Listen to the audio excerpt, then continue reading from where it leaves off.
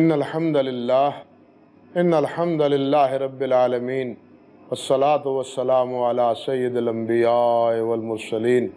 وعلى آله وصحبه ومن تبعهم بإحسان إلى يوم الدين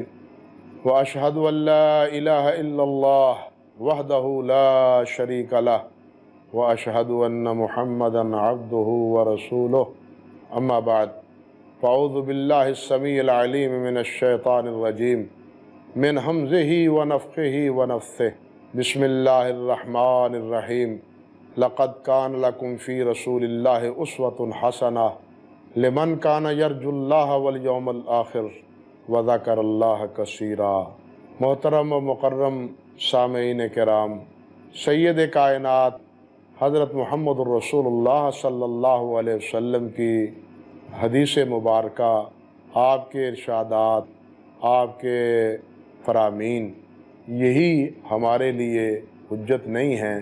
اور یہی ہمارے لیے برہان نہیں ہیں کہ آپ کے احکام کی، آپ کے فرامین کی پیروی کی جائے، بلکہ آپ کے احکام اور آپ کے فرامین کے ساتھ ساتھ خود اللہ سبحانہ و تعالیٰ نے ہمارے لیے آپ کی حیات طیبہ کو اسوہ حسنہ قرار دیا ہے۔ یعنی ہمارے لیے کوئی آئیڈیل، کوئی نمونہ اگر کوئی ہے تو وہ کون ہے؟ سید کائنات حضرت محمد الرسول اللہ صلی اللہ علیہ وسلم۔ یہ آیت مبارکہ یہ غزوہ احزاب کے تناظر میں نازل ہوئی ہے۔ غزوہ احزاب میں نبی کریم صلی اللہ علیہ وسلم کی حیات طیبہ میں کیا کیا اسوہ حسنہ ہے، یہ اپنی جگہ ایک موضوع ہے کہ کس کس پہلوؤں سے اس غزوہ احزاب میں آپ کی حیات طیبہ کے اسوہ حسنہ ہونے کے کیا کیا مراحل، کیا کیا مناظر اور کیا کیا مواقع نبی علیہ السلام کی حیات طیبہ سے ہمارے سامنے اجاگر ہوتے ہیں، ہمیں معلوم ہوتے ہیں۔ لیکن یہ حکم قرآن مجید کی آیت سے معلوم ہوتا ہے کہ صرف غزوہ احزاب کے ساتھ خاص نہیں ہے، بلکہ یہ حکم عام ہے، اور بالخصوص جس اسلوب میں یہ بات اللہ نے فرمائی ہے وہاں یہ بات ارشاد فرمائی لمن کان یرجو اللہ، جو اللہ کی طرف لوٹنا چاہتا ہے، جو اللہ کو پانا چاہتا ہے، جو گویا جنت چاہتا ہے، والیوم الآخر، اپنی آخرت سنوارنا چاہتا ہے، وذکر اللہ کثیرا، اور اللہ کا ذاکر بننا چاہتا ہے، ذکر و اذکار میں زندگی گزارنا چاہتا ہے، اس کے لیے میرے نبی کی حیات طیبہ نمونہ ہے۔ یعنی اللہ کو پانے کے لیے، اللہ کو راضی کرنے کے لیے، اللہ رب العزت کو خوش کرنے کے لیے، آخرت سنوارنے کے لیے، دنیا میں اللہ کی بندگی کرنے کا طریقہ اختیار کرنے میں نمونہ کون ہے ہمارے لیے؟ حضرت محمد الرسول اللہ صلی اللہ علیہ وسلم، اور کوئی ہمارے لیے نمونہ، ہمارے لیے کوئی اور اسوہ نہیں ہے۔ یہاں یہ بات ملحوظ رہنی چاہیے کہ یہ اسوہ حسنہ کی جو بات اللہ رب العزت نے اپنے پیارے پیغمبر حضرت محمد الرسول اللہ صلی اللہ علیہ وسلم کے بارے میں فرمائی ہے، بالکل اسی قسم کی ایک بات اللہ رب العزت نے اپنے پیارے پیغمبر حضرت ابراہیم علیہ السلام اور ان کے ساتھیوں کے بارے میں بھی اللہ نے فرمائی ہے۔ چنانچہ ایک جگہ پر اللہ سبحانہ و تعالیٰ ارشاد فرماتے ہیں سورۃ الممتحنہ میں کہ قد کانت لکم اسوۃ حسنۃ فی ابراہیم والذین معہ، کہ تمہارے لیے ابراہیم اور ان کے ساتھیوں کی زندگی بہترین نمونہ ہے، اسوہ حسنہ ہے، فی ابراہیم، ابراہیم میں بھی، اور والذین معہ، جو ان کے ساتھی تھے ان کی زندگی میں بھی۔ اب ابراہیم بھی نمونہ، ان کے ساتھی بھی نمونہ، نبی علیہ السلام بھی نمونہ، تو یہ ان دونوں میں فرق کیا ہے؟ نبی علیہ السلام کے نمونہ ہونے کی بات کیا ہے اور ابراہیم علیہ السلام کے نمونہ ہونے کی بات کیا ہے؟ دیکھیے، ابراہیم علیہ السلام کے نمونہ ہونے کی وضاحت تو خود قرآن مجید میں ہی موجود ہے۔ اللہ رب العزت نے فرمایا ہے اذ قالوا لقومہم انا براء منکم ومما تعبدون من دون اللہ کفرنا بکم وبدا بیننا وبینکم العداوہ والبغضاء ابدا حتی تؤمنوا باللہ وحدہ۔ اللہ اکبر۔ ابراہیم علیہ السلام نے اور ان کی قوم نے کیا کہا کہ انا براء منکم، کہ ہم تم سے بری الذمہ ہیں، ہمارا تمہارے ساتھ کوئی علاقہ نہیں، کوئی تعلق نہیں ہے۔ وَمِمَّا تَعْبُدُونَ مِن دُونِ اللَّهِ، اور ان سے بھی ہماری کوئی نسبت اور کوئی تعلق نہیں ہے جن کی تم اللہ کے علاوہ عبادت کرتے ہو۔ فرمایا کفرنا بکم وبدا بیننا وبینکم العداوہ، ہمارے اور تمہارے درمیان دشمن ہے، ہم کفر کرتے ہیں، تمہارا بھی انکار کرتے ہیں، تمہارے معبودوں کا بھی انکار کرتے ہیں، اور ہمارے اور تمہارے درمیان عداوت ہے، بغض ہے، آبادہ ہمیشہ کے لیے۔ ہماری تمہارے ساتھ مصالحت نہیں ہو سکتی، ہمارا تمہارے ساتھ میل جول نہیں ہو سکتا، ہم تمہارے دشمن، تم ہمارے دشمن۔ کہتے ہیں حتیٰ تؤمنوا باللہ وحدہ، ایک ہی صورت ہے، ایک ہی سبیل اور ایک ہی راستہ ہے کہ تم ایک اللہ وحدہ لا شریک کے عبادت گزار بن جاؤ، اللہ کی بندگی اس پہ آ جاؤ۔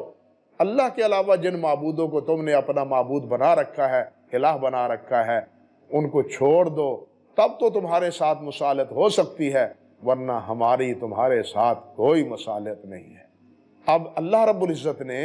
اس میں وضاحت فرما دی کہ ابراہیم علیہ السلام ہمارے لیے، یعنی نبی علیہ السلام اور صحابہ کرام اور پوری امت محمدیہ، ان کے لیے نمونہ کس مسئلے میں ہے؟ اس مسئلے میں مشرک، کافر اور مومن کے بارے میں، کہ مشرک اور مومن یہ بھائی بھائی نہیں ہوتے، ان میں بھائی چارہ نہیں ہوتا، ان میں آپس میں مصالحت نہیں ہوتی، بلکہ ہم راز نہیں ایک دوسرے کے ہوتے، بلکہ یہ ایک دوسرے کے مخالف ہیں، ایک دوسرے کے عداوت رکھتے ہیں۔ کافر ہمیشہ کافر کا ساتھ دے گا، وہ کبھی مسلمان کا ساتھ نہیں دے گا، وہ کبھی مسلمان کو خوش ہوتا ہوا نہیں دیکھے گا، بلکہ اگر مسلمان کو خوشی نصیب ہوگی تو کافر جلے بھنے گا۔ یہ ایک عادت شروع سے کفار کی بنی ہوئی ہے، اور آج تک یہی کیفیت ہمارے ہاں سامنے بھی ہے۔ اللہ سبحانہ و تعالیٰ نے ابراہیم علیہ السلام کے بارے میں یہ بات کہہ کے ایک بات ساتھ یہ بھی کہہ دی، اِلَّا قَوْلَ إِبْرَاهِيمَ لِأَبِيهِ لَأَسْتَغْفِرَنَّ لَكَ، البتہ ابراہیم کا ایک قول، ابراہیم کے ایک قول کے علاوہ باقی بات ساری یہی ہے۔ صرف ابراہیم کی یہ بات کہ انہوں نے اپنے باپ سے کہا کہ میں تمہارے لیے اللہ سے بخشش چاہوں گا، اللہ سے بخشش مانگوں گا، اللہ تمہیں معاف کر دے۔ اور یہ بات بھی قرآن مجید میں ہی موجود ہے۔ سورۃ مریم میں اللہ سبحانہ و تعالیٰ نے تفصیل سے ذکر کیا ہے کہ ابراہیم علیہ السلام نے اپنے ابا جی سے کہا، یا ابت یا ابت یا ابت، اے ابا جی، اے ابا جی، لم تعبد ما لا يسمع ولا يبصر ولا یغنی عنک شیئا، اے ابا جی اس کی عبادت کیوں کرتے ہو جو نہ سنتا ہے، نہ دیکھتا ہے، نہ کوئی فائدہ پہنچا سکتا ہے۔ اے ابا جی شیطان کی عبادت مت کرو، شیطان تو اللہ کا نافرمان اور اللہ رب العزت کا نافرمان اور راندہ درگاہ ہے، یہ شیطان کی عبادت کے پیچھے کیوں لگے ہوئے ہو؟ گویا رحمان کے مقابلے میں جس کی بھی عبادت کی جائے وہ شیطان کی عبادت ہے، وہ بتوں کی صورت میں ہو یا کسی اور صورت میں ہو۔ تو ابراہیم علیہ السلام نے فرمایا کہ یہ شیطان کی عبادت کیوں کرتے ہو؟ جب سے ساری تبلیغ اور دعوت کی ابراہیم علیہ السلام نے تو والد صاحب کیا کہنے لگے، خاموش رہو، خاموش رہو، تمہاری باتیں مجھے اچھی نہیں لگتی، اگر تم یہ باتوں سے باز نہ آئے لَأَرْجُمَنَّكَ، میں تمہیں مار مار کے پتھر رجم کر دوں گا، تمہیں صفحہ ہستی سے مٹا دوں گا۔ باپ یہ کہہ رہا ہے، اور بیٹا یا ابت یا ابت محبت آمیز کلمات میں باپ کو دعوت توحید دیتا ہے، اور ساتھ یہ بھی کہتا ہے، اے ابا جی قال سلام علیک ساستغفر لک ربی انہ کان بی حفیٰ، کہ میں تو آپ کے بارے میں اللہ سے بخشش کی دعا ہی کروں گا کہ اللہ آپ کو معاف کر دے، اللہ آپ کو ہدایت عطا فرما دے، میرا رب بڑا مہربان ہے۔ تو یہ بات ابراہیم علیہ السلام نے باپ سے کی تھی، ابراہیم نے دعا کی تھی کہ یا اللہ میرے ابا کو ہدایت دے دے، اس کو معافی دے دے، لیکن اس کے باپ کو ہدایت نصیب نہ ہوئی۔ تو اللہ رب العزت نے فرمایا کہ ابراہیم اور ان کے ساتھیوں کی زندگی تمہارے لیے اسوہ ہے، لیکن ایک بات کہ ابراہیم نے کیا کیا، اپنے باپ سے جو وعدہ کیا تھا وہ وعدہ ابراہیم نے زندگی تک نبھایا، لیکن جب پتہ چلا کہ باپ کفر پہ مرا ہے، ابراہیم نے پھر اپنے باپ کے لیے بھی دعا کرنی چھوڑ دی۔ گویا اللہ سبحانہ و تعالیٰ نے ابراہیم علیہ السلام کو ایک خاص پس منظر میں اور ان کے ساتھیوں کو ایک خاص پس منظر میں اسوہ قرار دیا ہے۔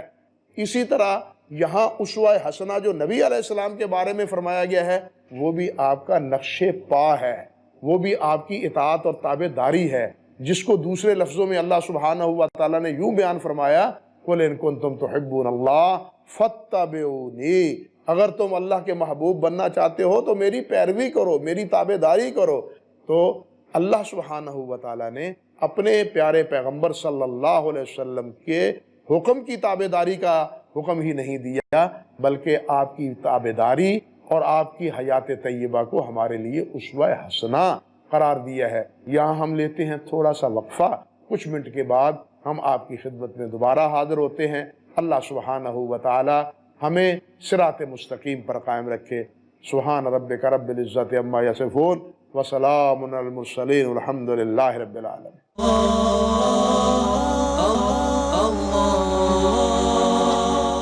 السلام علیکم ورحمۃ اللہ وبرکاتہ۔ محترم سامعین کرام، میں آپ سے عرض کر رہا تھا کہ اللہ سبحانہ و تعالی نے اپنے پیارے پیغمبر صلی اللہ علیہ وسلم کی اطاعت کا حکم ہی نہیں دیا، یہی نہیں فرمایا کہ قل اطیعوا اللہ و اطیعوا الرسول، اطیعوا اللہ و اطیعوا الرسول، یہی نہیں فرمایا کہ اللہ کی اطاعت کرو اور اللہ کے رسول کی اطاعت کرو، بلکہ یہ بھی فرمایا ہے کہ میرے نبی کی تابع داری کرو، اور میرے نبی کی حیات طیبہ تمہارے لیے بہترین نمونہ ہے۔ دیکھیے، ایک آدمی اللہ کی محبت کا معیار آپ کی حیات طیبہ کی نقالی ہے۔ اللہ سے جو محبت چاہتا ہے اسے چاہیے کہ وہ رسول اللہ صلی اللہ علیہ وسلم کی نقل اتارے۔ کسی جذبہ کے تحت یا نشہ دینی کے تحت انسان جذبے میں آ کے جان تو دے دیتا ہے، سر کٹا دیتا ہے، لیکن اپنی ساری زندگی نبی علیہ السلام کے اسوہ حسنہ کے مطابق آپ کی اتباع اور آپ کی فرم برداری میں گزارنا جناب پل صراط پر سے گزرنے کے مترادف ہے۔ انسان ایسی زندگی اللہ سبحانہ و تعالیٰ کے فضل و کرم سے گزارے کہ اس کا قدم قدم نبی علیہ السلام کی تابع داری میں اور فرم برداری میں ہو، اور وہ قدم لڑکھڑائے نہ،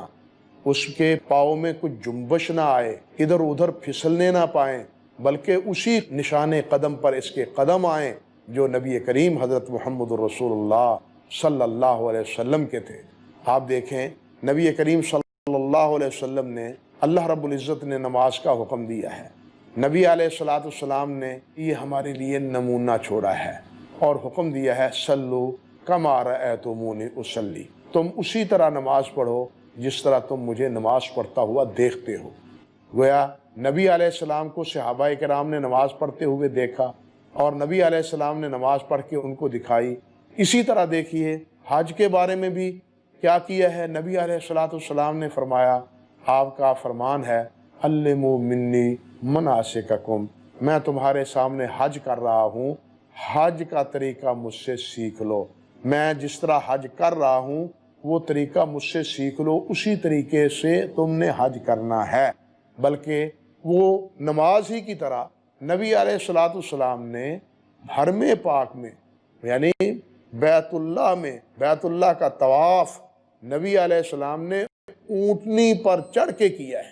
اللہ اکبر کبیرہ، اور راوی کا بیان ہے یہ اس لیے کیا ہے آپ نے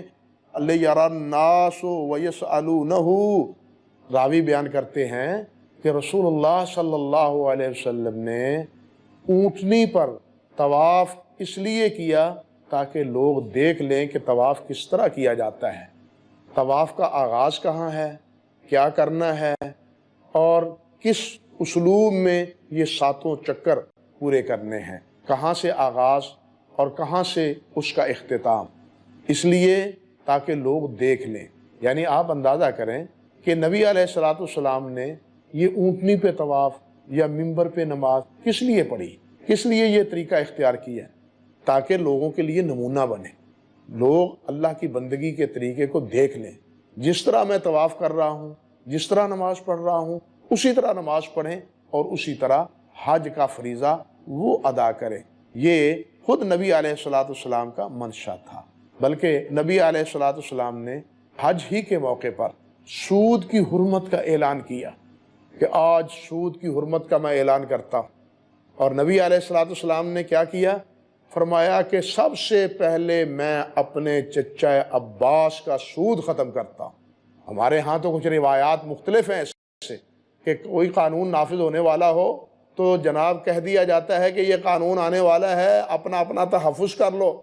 لیکن نبی کریم صلی اللہ علیہ وسلم نے اس قسم کا کوئی عمل نہیں چھوڑا۔ معاذ اللہ ثم استغفر اللہ۔ آپ کیا کرتے ہیں؟ آپ ایک حکم دیتے ہیں اور حکم میں آپ کا چچا شامل ہوتا ہے اور برسر عام اعلان کرتے ہیں کہ سب سے پہلے میں ہی اپنے چچے کا سود جو ہے وہ ختم کرتا ہوں۔ گویا یہ عملی نمونہ ہے کہ لوگوں کو جو کہو اس پہ خود بھی عمل کرو، لوگوں کو جو کہو اس پہ خود بھی عمل کرو۔ چنانچہ اسی بنیاد پر اللہ سبحانہ و تعالیٰ نے اپنے پیارے پیغمبر صلی اللہ علیہ وسلم کی حیات طیبہ کو ہمارے لیے نمونہ بنایا ہے۔ یہ حدیث پاک میں، کتب احادیث میں ایک موضوع یا ایک عنوان شمائل نبوی کا ہے۔ یہ شمائل کیا ہیں؟ نبی علیہ الصلوۃ والسلام کی عادات، نبی علیہ السلام کے خصائل، نبی علیہ السلام کا اٹھنا، نبی علیہ السلام کا بیٹھنا، نبی علیہ السلام کا چلنا پھرنا، نبی علیہ الصلوۃ والسلام کا سونا، نبی علیہ السلام کا کھانا تناول فرمانا، نبی علیہ السلام کا پانی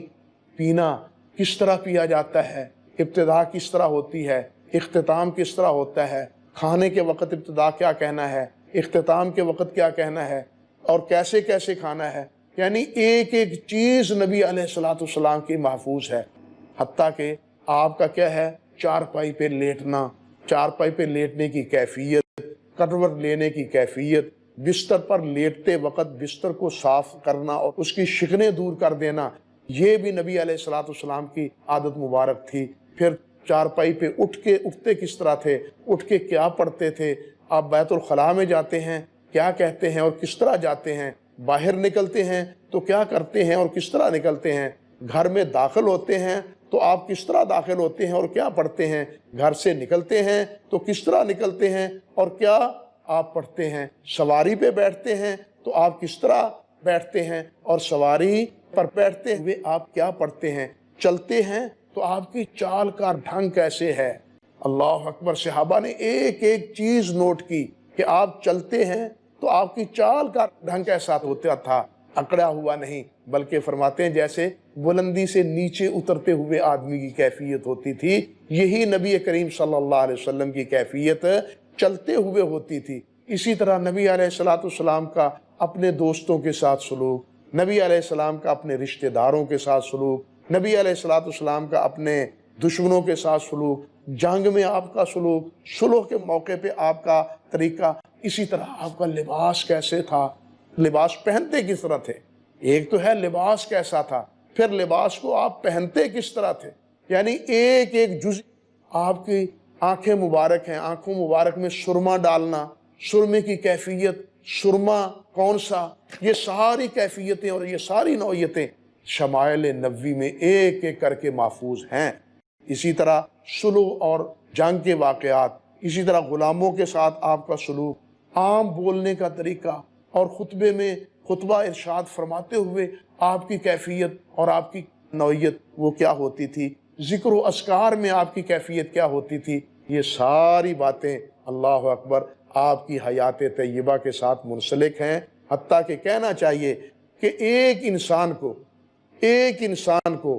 صبح شام کو سونے کے بعد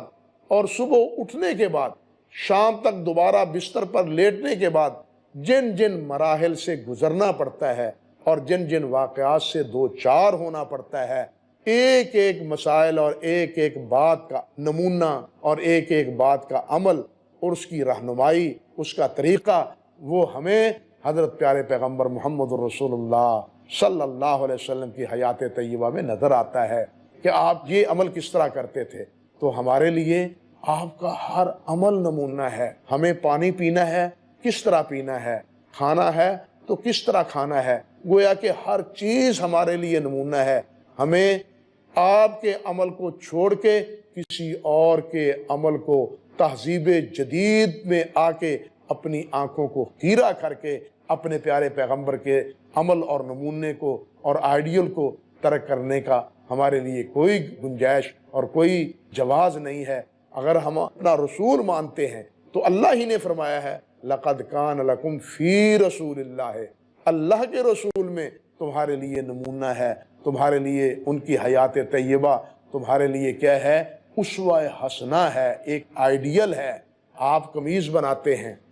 کسی درزی کو نمونے کے طور پر دیتے ہیں، اگر وہ نمونے کے مطابق قمیض کے مطابق قمیض نہیں بناتا، لباس نہیں بناتا، آپ سوچ لیجئے کیا اس کا لباس بنایا ہوا، قمیص بنائی ہوئی، شلوار بنائی ہوئی آپ پسند کرتے ہیں، لے آتے ہیں، یا اٹھا کے منہ میں مارتے ہیں کہ میرا کپڑا بھی ضائع کیا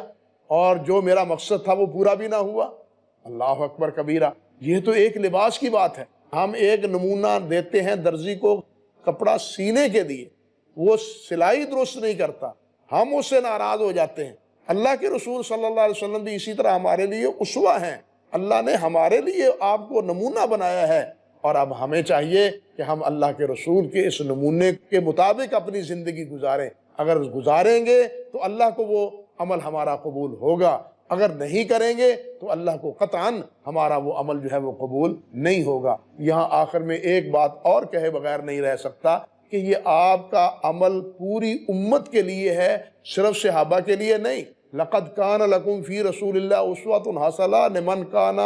يَرْجُو اللَّهَ وَالْيَوْمَ الْآخِرَ وَذَكَرَ اللَّهَ كَثِيرًا۔ ہم اللہ کو یاد کریں، آخرت کو یاد کریں، آخرت کو سنواریں، اور کیا ہے؟ اللہ کی رضا اور اللہ کی خوشنودی ڈھونڈیں۔ یہ تو ہر مومن کا فریضہ ہے، ہر مومن یہ چاہتا ہے، اور قیامت تک کے لیے مومن یہ اسی بات کے طلبگار اور اسی بات کے متلاشی ہوتے ہیں۔ تو جب ہر مومن کی یہ خواہش ہے تو یہ نمونہ ہر مومن کے لیے محفوظ ہونا چاہیے نا۔ تو یہ چیز بتلاتی ہے کہ آپ کا نمونہ قیامت تک محفوظ رہے گا، وہ ضائع نہیں ہوگا۔ اگر نمونہ ہی ضائع ہو گیا تو وہ نمونہ کیسا؟ نمونہ ضائع ہو جائے تو وہ نمونہ کیسا؟ یہ قرآن مجید کی آیت بتلاتی ہے کہ آپ کا نمونہ، آپ کا اسوہ، آپ کی حیات طیبہ، اس کا ایک ایک پہلو، ایک ایک اس کا طریقہ وہ ہمارے سامنے ہے، محفوظ ہے، اور قیامت تک اسی طرح انشاءاللہ العزیز محفوظ رہے گا۔ اللہ سبحانہ و تعالی اپنے پیارے پیغمبر کے اسوہ حسنہ کے مطابق ہمیں زندگی گزارنے کی توفیق دے۔ اقول قولی ھذا استغفر اللہ لی ولکم ولسائر المسلمین۔ اللہ